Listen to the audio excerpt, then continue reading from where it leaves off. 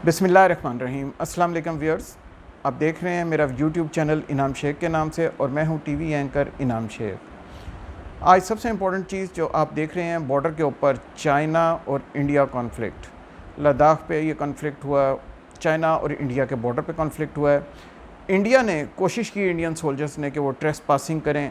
जिस वक्त उन्होंने ट्रेस पासिंग की और गुजर के वो चाइनीज़ बॉर्डर के क्रॉस करके अंदर चले गए, तो चाइना ने चाइनीज़ सोल्जर्स ने उनके साथ बाकायदा आगे मुकाबला किया और कुछ इंडियंस को बाकायदा गिरफ़्तार भी कर लिया। इसमें दोनों साइडों के फ़ौजी कुछ ज़ख्मी भी हुए, लेकिन इंडियन फोर्सेस को पकड़ लिया गया, जो कि बाद में फिर उनको रिलीज़ भी कर दिया गया। अगर आप मेरी लास्ट वीक की वीडियो देखें तो उसमें मैंने आपको बताया था कि India is planning, credible information थी कि India was planning to attack Pakistan.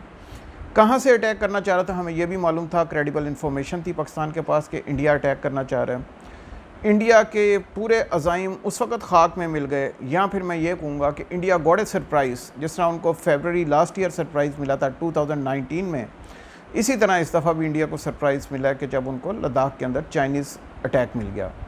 India की कोशिश ये थी कि पाकिस्तान के ऊपर अटैक करके अनरेस्ट क्रिएट किया जाए। और इंडिया को मैंने लास्ट वीक की वीडियो में भी बताया था कि इंडियन जो अथॉरिटीज़ हैं वो बड़ा मिस कैलकुलेट करके बैठी हुई हैं पाकिस्तान को। उनकी कैलकुलेशंस बहुत वीक हैं। वो जिन अपने थिंक टैंक्स के ऊपर कैलकुलेट करके बैठे हुए थे या जिन प्लानर्स के ऊपर कैलकुलेट करके बैठे हुए थे, दे वर वेरी पोरली डन। हमने उस वक्त भी कहा था कि पाकिस्तान को बनाना रिपब्लिक ना लिया जाए, पाकिस्तान वाहिद इस्लामिक एटॉमिक पावर है। लेकिन उस वक्त भी इंडियन थिंक प्लानर्स का ये इसरार था। और अगर आप उनके बाकायदा कॉलम्स में नीचे जाएं, कमेंट्स में भी देखिए, जो कि नहायत ही बेहुदा और बेफजूल किस्म के कमेंट्स वो करते हैं, उसमें भी उन्होंने लिखा हुआ था कि हम इसराइली मॉडल फॉलो कर रहे हैं। लेकिन वो भूल गए थे कि इसराइल के नेबर में पाकिस्तान नहीं है। वो भूल गए थे कि इसराइल के नेबर के अंदर किसी भी तरीके से पाकिस्तान जैसी एटॉमिक पावर नहीं है, पाकिस्तान जैसी फ़ौज नहीं है जो अल्लाह के ऊपर ईमान रखती है। ये वो शेर खुदा हैं जो हर आफत से टकरा जाते हैं, जो हर बला से टकरा जाते हैं, और शहादत इनके लिए कोई मायने ही नहीं है, बल्कि यह समझते हैं कि शहादत ही हमारा सबसे बड़ा दर्जा है। तो India was wrong in estimating कि हम इसराइल की तरह पाकिस्तान को भी ऊपर से कट डाउन कर जाएंगे। बहुत सारे इधर मेरा बहुत इंपॉर्टेंट ये है कि मैं ये समझता हूँ कि इंडिया की जो अवाम है, जनता है, वो नहायत समझदार है, सिंपल है। वो तो चाहते हैं पाकिस्तान से दोस्ती करना, वो तो चाहते हैं कि पाकिस्तान से हालात अच्छे रहें।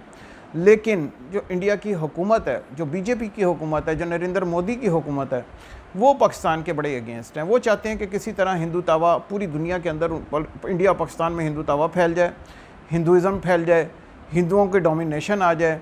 ये जब तक अपने दिमाग से नहीं निकालेंगे और ये नहीं समझेंगे कि Pakistan is a neighbour, Pakistan is there इंशाल्लाह टू एग्जिस्ट, और जब तक वो ये नहीं समझेंगे कि टू नेशन थ्योरी के तहत या अलग अलग मुल्क बन चुके हैं, बांग्लादेश अलग मुल्क है, पाकिस्तान अलग मुल्क है, इंडिया अलग मुल्क है, उस वक्त तक इंडियंस को ये सोच अपनी बदलनी पड़ेगी। ये आगे नहीं जा पाएंगे। आप अपनी आवाम से जितना मर्ज़ी गुमराहकुन प्रोपोगंडा करके उनको आप पाकिस्तान के अगेंस्ट कर लें, पाकिस्तान में ऐसा नहीं है। We are not India centric, we are not against India.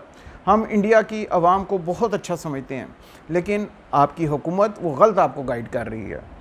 Indian हुकूमत अगर चाहे तो वो अपने आप को अब भी दुरुस्त रास्ते पर ला सकती है। अब भी उसको सरप्राइज़ मिला है चाइना से, पाकिस्तान से।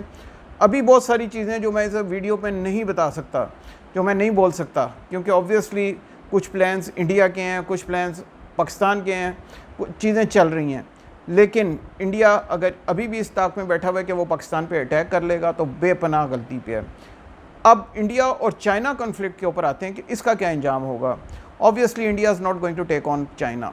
China is a big power. India का ख्याल था कि अमेरिका उसको रेड सी से उसको कॉर्डन ऑफ करेगा और इस तरफ से हम उसको पकड़ लेंगे तो बड़ा काम बनेगा। लेकिन ऑब्वियसली इस टाइम पे क्योंकि कोरोना वायरस फैला हुआ है, पूरी दुनिया कोविड के साथ फाइट कर रही है, पूरी दुनिया कोशिश कर रही है कि इसके ख़िलाफ़ कोई वैक्सीन तैयार की जाए, और दूसरी तरफ इंडिया के ऊपर ये जुनून चढ़ा हुआ है कि किसी भी तरह से इस टाइम पे हम कश्मीर को फ़तह कर लें, पाकिस्तान को फ़तह कर लें, और पता नहीं क्या क्या उनके अज़ाइम है। इंडियन, आपको मैं बता दूं, आप इंडियन हुकूमत जो इंडियन डिसीजन मेकर्स हैं, प्लीज़ कीप इन माइंड कि आप लोग इस तरह फ़तह नहीं कर सकोगे। आप कश्मीरियों को दबा तो लोगे, लेकिन फिर भी कश्मीरी आज आप देख लो आपके अगेंस्ट उठ खड़े हुए हैं। ये वो कश्मीरी हैं जिनको आप कहते थे कि ये पाकिस्तान जो है इनको सपोर्ट कर रहा है। आपने पूरे बॉर्डर सील कर दिए। आपने पहले फेंस लगाई बॉर्डर पे, उसके बाद आपने सर्वेलेंस सिस्टम लगाया, फिर आपने कैमरास लगाए, फिर आपके ट्रूप्स मौजूद हैं, माइंस लगाई हुई हैं, कैसे कोई पार करके आप तक उधर जाएगा ऑक्यूपाइड कश्मीर में, इंडियन ऑक्यूपाइड कश्मीर में। लेकिन फिर भी आज देख लीजिए, आज भी इंडियन ऑक्यूपाइड कश्मीर के अंदर तकरीबन 1 साल हो गया आप कर्फ्यू नहीं उठा पा रहे। आपको डर ये है कि अगर हम उनको आज़ादी दे देंगे, इंटरनेट की आज़ादी दे देंगे कि बाहर उनकी वीडियोस जा सकें, बाहर उनका मवाद शेयर हो जाए, आपको डर ये है कि आपका मकरू चेहरा सामने आ जाएगा। आपको डर ये है कि आप लोगों के ऊपर जो सप्रेशन कर रहे हैं वो सामने आ जाएगी। आपको डर ये है कि बाकी रियासतों में भी आज़ादी की तहरीकें शुरू हो जाएंगी। आपको डर ये है कि उधर भी आप जो मुसलमानों के ख़िलाफ़ जुल्म कर रहे हैं, इसको दुनिया के अंदर नफ़रत से देखा जाएगा।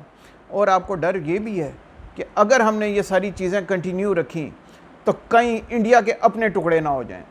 तमाम जगहों पे आवाज़ें आना शुरू हो गई हैं इंडिया के ऊपर। नेपाल से भी आवाज़ें आना शुरू हो गई हैं, जो बॉर्डर इंडिया के साथ मिलता है। नेपाल ने भी कहा है कि कुछ एरियाज़ हमारे हैं जिसके ऊपर इंडिया ने गलत कब्ज़ा किया हुआ है। इंडिया को the time has come, India has to decide, India has to give space to its neighbour, India has to give space to everybody living along the Indian borders, कि वो भी को एग्जिस्ट कर सकें। अगर इंडिया ऐसा नहीं करेगा तो फिर कभी भी ये नहीं हो सकता कि वन साइड ट्रैफिक चले, फिर टू साइड ट्रैफिक चलेगी और उसका नुकसान इंडिया को है। Thank you for watching this video. Until next time, अल्लाह हाफिज़।